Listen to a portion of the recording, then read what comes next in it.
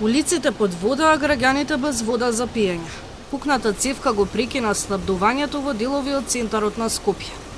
Багерите на водовод и канализација се уште се на терен.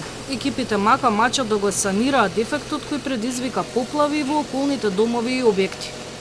Надлежните не се оптимисти дека дефектот ќе биде наскоро саниран, бидејќи е голем и сериозен.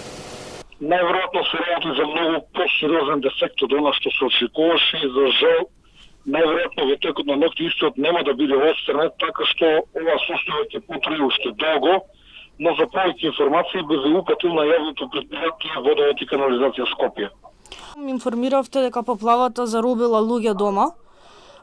Колку и какви други објекти се поплавени, се знае ли каква е штетата? Од заробени луѓе е многу, би рекол, строг, затоа што никој не беше заробен дома, доволно беше некој да излезе надвор да ги натопи кондурите за да излезе. Во овој момент немаме такви информации дали некој поради ова вода не може да излезе од домот. Но во секој случај далеко од сериозно напуштањето на домот. Без вода веќе десетина часа е делот Крњево, Керамидница, околината на трговскиот центар Истгейт, корисниците покрај булеварот Александар Македонски, пожарната, а со намален притисок се населбите Маџари и Хиподром. До кога не се знае.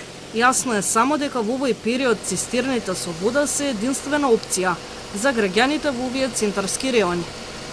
Екипите на јавното претпријатие Водовод и канализација Скопје се уште работат на отстранување на дефектот, со системски пристап за истото и со вклучена потребна и соодветна механизација и делови.